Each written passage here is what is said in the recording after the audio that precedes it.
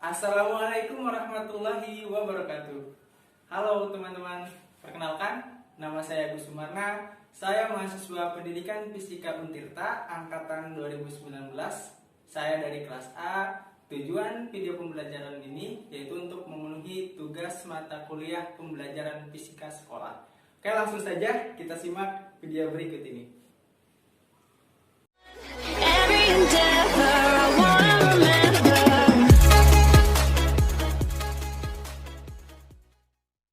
Halo anak-anak, selamat pagi. Kembali lagi bersama Bapak. Hari ini kita akan membahas tentang arus searah. Oke, pada materi kali ini kita akan mempelajari tentang listrik yang bergerak. Di zaman modern kali ini, kita tidak terlepas dengan yang namanya elektronik, ya kan? Iya dong.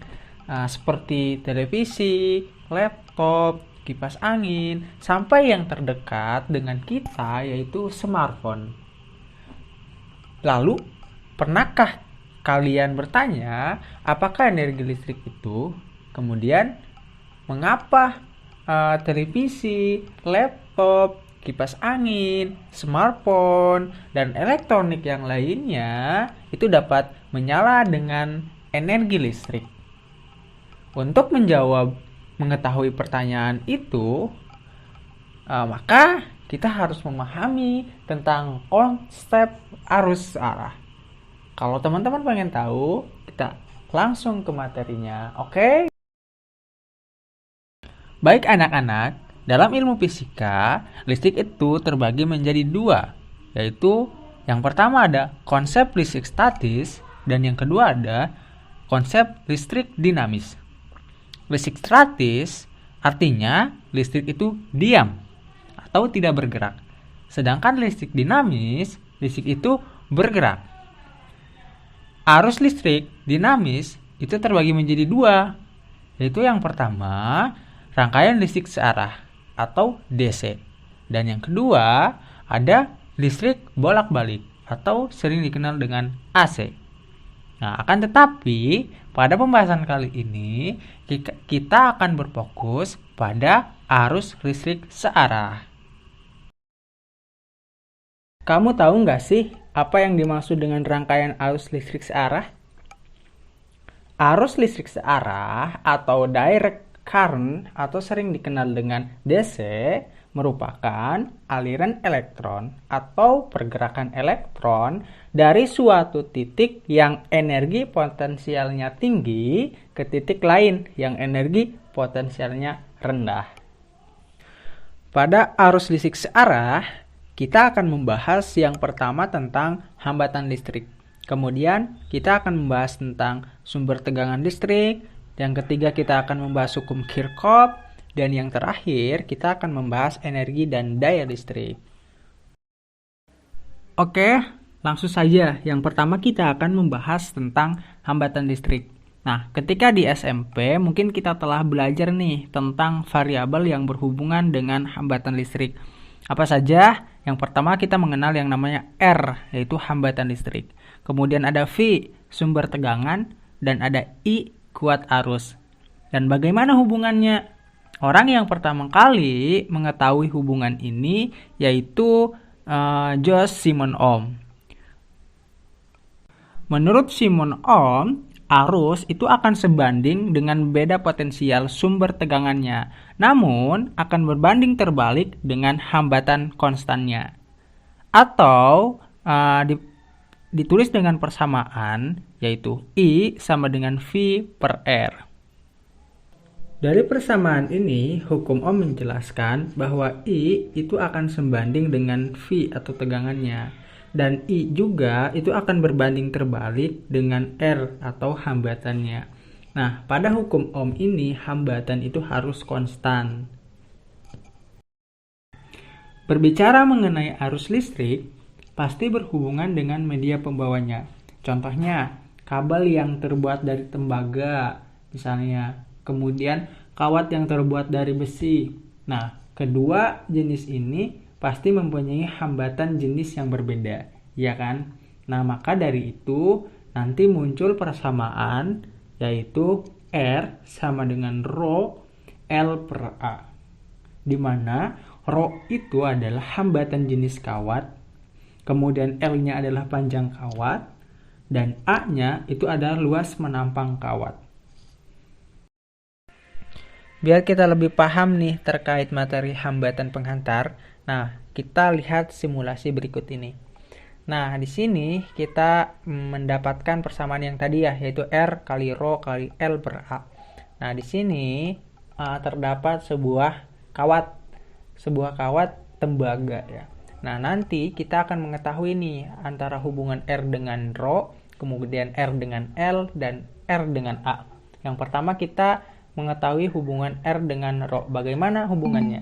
Nah, rho-nya ini kita perbesar, maka hambatan penghantarnya juga akan besar atau R-nya akan besar. Nah, kemudian hubungan antara R dan L nih. Ketika L-nya kita perbesar, maka R-nya juga akan besar. Nah, bagaimana dengan hubungan R dengan A? Nah, ini kebalikannya ya. Kalau A-nya kita perbesar, maka R-nya akan semakin kecil. Nah, itulah hubungan antara R dengan rho, dengan L, dan dengan A. Seperti itu. Selanjutnya, kita akan membahas tentang gabungan sumber tegangan. Gabungan sumber tegangan bertujuan untuk memperbesar atau memperkecil tegangan listrik yang dihasilkan. Nah, pada setiap sumber tegangan itu mempunyai nilai gaya listrik atau sering dikenal dengan GGL. Nah, GGL ini itu adalah perbedaan potensial antara kedua kutub atau ujung-ujung penghantar pada sumber tegangan sebelum dialiri arus listrik. Nah, biasanya GGL ini dalam suatu rangkaian tertutup gitu, disimbolkan dengan E atau epsilon gitu. Selanjutnya, pada sumber tegangan itu terdapat tegangan jepit.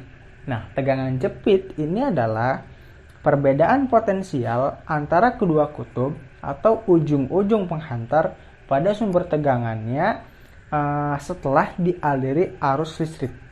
Nah, biasanya ini terhubung pada suatu rangkaian tertutup gitu. Ini bisa disimbolkan dengan V. Biar kita lebih paham terkait GGL dan tegangan jepit, maka kita harus tahu nih perbedaannya. Nah, kita lihat gambar di samping. Nah, di gambar sebelah kiri ini terdapat rangkaian terbuka, dan sebelah kanan itu terdapat rangkaian tertutup. Nah, di sebelah kiri di rangkaian terbuka ini terdapat GGL. GGL ini dicirikan dengan yang pertama itu terdapat pada rangkaian terbuka. Kemudian perbedaan potensial ini sebelum dialiri arus listrik. Sedangkan di sebelah kanan ini terdapat tegangan jepit. Tegangan jepit ini terdapat pada rangkaian tertutup. Kemudian beda potensialnya ketika setelah dialiri arus listrik. Nah, itu perbedaannya. Oke, kita selanjutnya akan membahas tentang konsep gabungan sumber tegangan listrik. Ada dua konsepnya. Yang pertama ada susunan seri sumber tegangan, yang kedua ada susunan paralel. Yang pertama kita akan membahas tentang susunan seri. Nah, kita lihat gambar di samping. Ini terdapat sumber tegangan ya, atau baterai. Nah, baterai ini disusun secara seri. Ini yang disebut dengan seri. Nah, dari baterai yang disusun seri ini terdapat besar GGL gabungannya. Dari masing-masing baterai ini terdapat GGL-nya masing-masing. Besar gabungannya yaitu ditambah. Kita lihat E seri sama dengan E1 plus E2 plus E3 plus seterusnya gitu. Kemudian kalau di susunan seri ini juga terdapat hambatan dalam atau dilampangkan dengan R kecil. Nah, masing-masing sumber tegangan ini juga terdapat hambatan dalam. Total hambatan dalamnya itu juga ditambah, yaitu R1 plus R2 plus R3 plus seterusnya. Nah, bagaimana jika rangkaian tersebut dihubungkan dengan hambatan luar? Nah, kita lihat rangkaiannya ya. Nah, di sini nanti terdapat GGL di setiap sumber tegangannya dan hambatan dalamnya, kemudian ditambah dengan hambatan luar. Hambatan luar ini disimbolkan dengan R besar. Kemudian kita nanti dapat menentukan arusnya, kuat arusnya. Kita dapat menentukan kuat arus dengan persamaan I sama dengan N kali E per R per N kali R. Nah, N kecil di sini yaitu menentukan jumlah GGL-nya atau jumlah hambatan dalamnya. Seperti itu. Konsep yang kedua yaitu susunan Farrell sumber tegangan. Nah, di sini kita lihat rangkaiannya ya. Nah, sumber tegangan disusun secara paralel. Nah, ini disusun secara paralel. Besar GGL gabungannya itu sama dengan E1, dengan E2, dan E3. Jadi, persamaannya E paralel itu sama dengan E1, sama dengan E2, sama dengan E3, dan seterusnya. Kemudian, bagaimana dengan hambatan dalam? Nah, hambatan dalam ini bisa ditentukan dengan persamaan 1 per R paralel sama dengan 1 per R1 plus 1 per R2 plus 1 per R3 dan seterusnya. Nah, hambatan dalam ini bisa disederhanakan dengan RV sama dengan R per N. Nah, R per N ingat. Kemudian, bagaimana jika rangkaian tersebut dihubungkan dengan hambatan luar? Nah, di sini nanti GGL-nya itu akan sama, kemudian hambatan dalamnya juga akan sama gitu. Nah, sehingga akan didapatkan kuat arus, yaitu I sama dengan E per R ditambah RV. RV di sini tadi sudah dijelaskan yaitu R per N. Selanjutnya, kita akan membahas tentang hukum Kirchhoff. Pertama, saya akan menjelaskan tentang hukum 1 Kirchhoff. Nah, hukum 1 Kirchhoff ini merupakan hukum kekekalan muatan.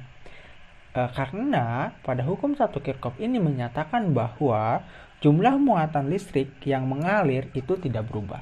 Jadi, pada suatu percabangan misalkan, nah laju muatan listrik yang menuju titik percabangan itu sama dengan besarnya laju muatan yang meninggalkan titik cabang itu.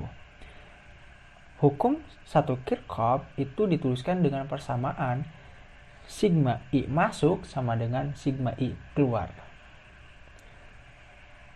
Biar lebih paham terkait materi hukum Kirchhoff 1 ini, kita lihat simulasi arus listrik berikut. Nah, kita lihat di sini ada arus listrik masuk. Kita anggap ini adalah I. Nah, ketika masuk ke titik percabangan, dia akan terpencar menjadi I1 dan I2. Antara I1 dan I2 ketika dijumlah, nah ini akan sama dengan I, dengan arus yang masuk percabangan itu. Selanjutnya, kita akan membahas hukum 2 Kirchhoff. Hukum 2 Kirchhoff ini berlaku pada rangkaian yang tidak bercabang dan biasanya digunakan untuk menganalisis beda potensial atau tegangan pada suatu rangkaian tertutup. Nah, hukum 2 Kirchhoff ini disebut juga dengan tegangan Kirchhoff atau Kirchhoff Voltage Law atau KVL. Nah, bunyi dari hukum 2 Kirchhoff yaitu jumlah aljabar beda potensial atau tegangan pada suatu rangkaian tertutup itu adalah sama dengan 0. Nah, versi lainnya hukum 2 Kirchhoff ini yaitu pada rangkaian tertutup berbunyi yaitu jumlah aljabar GGL atau E dan jumlah penurunan tegangan atau I kali R itu sama dengan 0. Nah, secara matematis dapat dirumuskan yaitu sigma GGL plus sigma I kali R sama dengan 0. Biar kita lebih paham dan nanti kita bisa menganalisis suatu rangkaian listrik menggunakan hukum 2 Kirchhoff. Nah, kita perlu nih mengetahui beberapa aturan atau perjanjian tentang arah lob. Nah, kita langsung saja ya ke aturannya. Yang pertama, pilih lob untuk masing-masing lintasan tertutup itu dengan arah tertentu. Nah, pada dasarnya pemilihan arah lob ini bebas, namun jika memungkinkan usahakan searah dengan arah arus. Nah, maksudnya bebas di sini, jadi arahnya mau searah jarum jam ataupun mau berlawanan dengan arah jarum jam. Biar lebih paham, kita lihat gambar berikut. Nah, di sini ada dua gambar, yang satu searah dengan jarum jam, yang satu lagi berlawanan dengan arah jarum jam. Nah, kita lihat lobnya ya. Aturan yang kedua, pada suatu cabang, jika arah lob itu sama dengan arah arus, maka penurunan tegangan atau I kali R itu bertanda positif. Nah, jika berlawanan arah, maka penurunan tegangan I kali R itu berlawanan negatif. Nah, contohnya begini. Kalau misalkan arah lob itu searah dengan jarum jam, terus arah arusnya itu juga searah dengan jarum jam, maka nanti penurunan tegangan I kali R-nya itu positif. Karena sama-sama searah jarum jam. Nah, kita lihat gambar ya. Kita lihat gambarnya. Nah, ini arah lob dengan arah arusnya itu sama. Sehingga I kali R-nya itu positif. Kayak gitu. Nah, yang selanjutnya, kalau misalkan nanti lobnya itu berlawan arah jarum jam, tapi arusnya itu searah dengan jarum jam, maka I kali R-nya itu akan bertanda negatif. Nah, misalnya seperti ini. Lihat gambar. Nah, di sini arah loop dengan arah arus itu berbeda. Maka I kali R-nya itu negatif. Yang ketiga atau yang terakhir aturannya, yaitu jika saat mengikuti arah lob, kutub sumber tegangan yang lebih dulu dijumpai oleh kutub positif, maka GGL-nya itu bertanda positif. Nah, kita lihat gambarnya nih. Nah, kalau arah lobnya lebih dahulu menjumpai arah positif, kita lihat. Nah, ini nanti GGL-nya juga positif. Nah, sebaliknya ini. Jika kutub yang lebih dahulu dijumpai adalah kutub negatif, maka GGL-nya bertanda negatif. Nah, kita lihat gambarnya ya. Nah, kita lihat arah lobnya itu bertemu dahulu dengan kutub negatif, sehingga GGL-nya juga negatif. Nah, itulah aturan lob yang perlu kita ketahui biar kita bisa menganalisis nih rangkaian tertutup kayak gitu. Materi yang terakhir yang akan kita bahas yaitu tentang energi dan daya listrik. Yang pertama, saya akan membahas tentang energi listrik. Mungkin adik-adik udah tahu nih ya tentang energi itu apa. Energi itu kemampuan suatu benda untuk melakukan kerja atau usaha, ya kan? Nah, kemudian bagaimana dengan energi listrik? Nah, energi listrik ini adalah energi yang ditimbulkan oleh muatan listrik statis sehingga nanti akan mengakibatkan gerakan muatan listrik dinamis. Nah, dalam teorinya dicontohkan, yaitu biasanya beda potensial tegangan akan menimbulkan energi atau menggerakkan muatan elektron dari titik potensial rendah menuju titik potensial tinggi. Secara sederhananya, energi listrik ini diperlukan untuk mengalirkan arus listrik selama selang waktu tertentu. Nah, sehingga secara sistematis dapat dirumuskan yaitu W sama dengan V kali I kali T. Di mana W itu adalah energi listrik, V itu adalah tegangan listrik, dan I itu adalah kuat arus, dan T adalah waktu. Nah, akan tetapi kalau kita aplikasikan hukum Ohm, nah, di mana V itu adalah I kali R. Ketika kita ganti V-nya, sehingga nanti akan menimbulkan I-nya I kuadrat dikali R kali T. Gitu. Kemudian kita tahu nih bahwa I itu adalah V per R. Nah, karena I-nya ini adalah kuadrat, sehingga nanti R-nya akan akan tersisa di bawah 1, sehingga menimbulkan V kuadrat per R dikali T. Yang terakhir yaitu kita akan membahas tentang daya listrik. Nah, daya listrik itu adalah energi listrik yang dihasilkan atau dilepaskan setiap satuan waktu. Nah, secara sistematis ini dapat dirumuskan yaitu V sama dengan W per T. Gitu. W per T. Nah, kita tahu tadi bahwa W itu sama dengan V kali I kali T. Nah, karena di sini W per T, nah T-nya habis gitu, sehingga timbul persamaan V kali I. Kita tahu bahwa V itu I kali R. Nah, karena di sini I-nya 2, hingga menimbulkan persamaan I kuadrat dikali R. Dan kita tahu juga bahwa I itu V per R gitu. Karena I-nya di sini kuadrat, maka V kuadrat per R. Nah, ini persamaan daya listrik. Seperti itu. Selanjutnya, kita akan membahas tentang contoh soal. Oke, kita langsung saja ya. Oke, selanjutnya kita akan membahas contoh soal. Nah, di sini udah ada soal ya. Oke, kita baca. 2 baterai disusun secara seri dan disambungkan dengan lampu yang hambatannya 2 ohm. Masing-masing baterai mempunyai GGL 2N dan hambatan dalamnya 0,25 ohm. Yang ditanyakan yaitu kuat arus listrik yang mengalir. Oke, kita udah belajar tadi ya terkait gabungan sumber tegangan seri dan paralel. Nah, oke, kita ketahui dulu di sini ada 2 baterai. Berarti N-nya itu sama dengan 2. Kemudian ada hambatannya R-nya, itu R besarnya ya, yaitu 2 ohm juga. Kemudian di sini ada GGL. GGL-nya berapa? 2 volt ya, kita ketahui. Kemudian ada hambatan dalam R kecil, yaitu 0,25 ohm. Oke, yang ditanya adalah I-nya. Oke, kita jawab. Yang pertama, kita harus mencari GGL pengganti rangkaian seri. Nah, atau epsilon S ya. Nah, epsilon S itu rumusnya N kali epsilon kali GGL-nya. Tadi N-nya 2, GGL-nya 2 volt, jadi sama dengan 4 volt. Jadi GGL S-nya udah kita dapat 4 volt nih.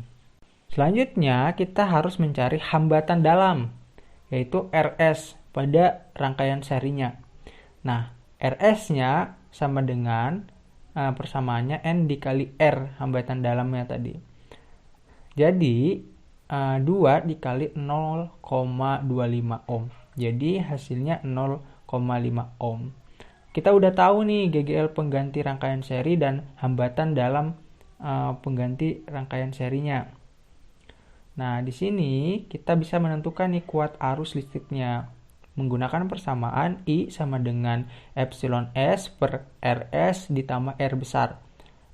Kita masukkan epsilon S-nya 4, RS-nya juga 0,5 ohm ditambah 2 ohm. Nah, sehingga 4 0,5 tambah 2 jadi 2,5 ya. Dan 4 dibagi 2,5 hasilnya 1,6 ampere. Nah, itu kita udah menyelesaikan satu soal. Oke. Kita ke contoh soal yang kedua. Di sini perhatikan gambar listrik di bawah, di atas ya.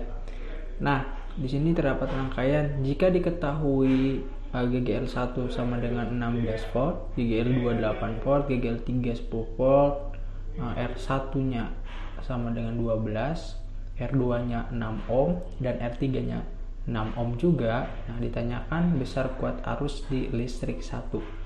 Nah, oke, kita langsung jawab, kita analisis ya. Di sini udah ada keterangan arah loopnya nih. Kita samain gitu arah loop antara atas dengan bawah. Kita langsung, nah yang pertama kita ingat hukum 1 Kirchhoff ya. I itu sama dengan I1 plus I2. Kalau kita mau cari I2 itu maka I dikurangi I1. Nah, ini dijadikan persamaan 1. Kemudian kita analisis lob atas atau lob 1. Nah, sini dari hukum Kirchhoff 2 ada persamaan sigma epsilon plus sigma I kali R sama dengan 0. Nah, kita lihat ya dari arah lob. Nah, yang pertama kita ketemu di epsilon 2 itu di negatif dulu, berarti epsilon 2 nya negatif. Kemudian kita ketemu lagi di epsilon 1 itu ketemu negatif juga. Nah, kemudian kita lihat I kali R nya searah ya, searah antara arus dan hambatannya, maka plus I kali R1 plus juga di I kali R2 sama dengan 0. Nah, tinggal kita masukkan epsilon 2 itu 8, berarti min 8, epsilon 1 16 ditambah I dikali 12 ditambah I1 dikali R2 nya 6 sama dengan 0. Nah, kita tinggal operasikan jadi min 24 ditambah 12I ditambah 6I1 sama dengan 0. Nah, di sini 12I plus 61 sama dengan 24. Kita pindah ruaskan ya. Jadi 24. Nah, oke, kita sederhanakan dibagi 3 jadi 4I plus 2I sama dengan 8. Ini kita jadikan persamaan 2. Oke, lanjut kita ke lob 2. Kita analisis yang rangkaian bawah. Nah, hukum Kirchhoff 2 juga sama ya. Oke, kita lihat di GGL 3 itu kita ketemunya positif dulu nih dari arah lobnya. Jadi berarti positif GGL 3 ditambah di GGL 2 juga itu juga positif. Nah, tinggal ditambah positif.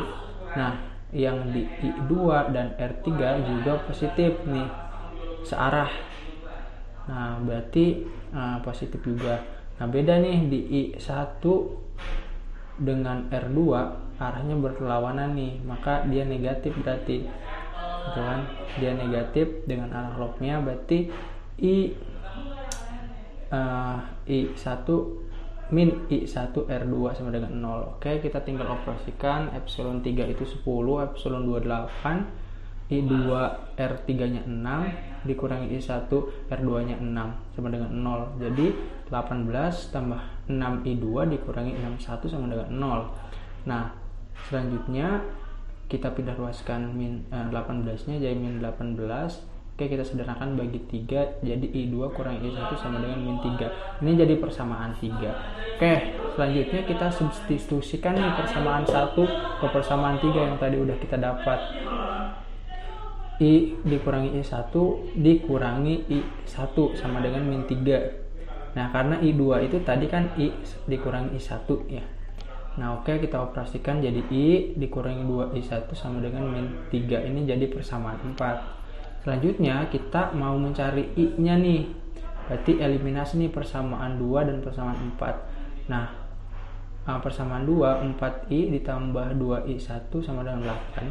Persamaan 4-nya I dikurangi 2I1 sama dengan min 8. Oke, karena tandanya berbeda maka kita tambah nih. Oke, 4 tambah 1 berarti 5I, 2 ditambah min 2 berarti 0, habis ya. Tinggal 8 dikurangi 3, 5. Jadi I-nya 5 dibagi 5 sama dengan 1 ampere. Oke, ini persamaan soal kedua ya. Oke, mungkin itu pembahasan soalnya. Ini soal yang bisa teman-teman kerjakan di rumah masing-masing ya. Oke.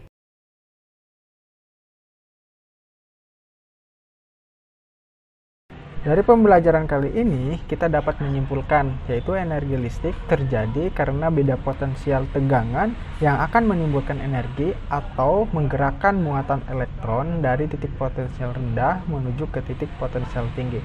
Nah, hal ini yang menyebabkan alat elektronik menyala. Itu aja mungkin pembahasan materi kali ini. Mohon maaf bila ada kekurangan. Terima kasih. Oke, selamat siang. Assalamualaikum warahmatullahi wabarakatuh.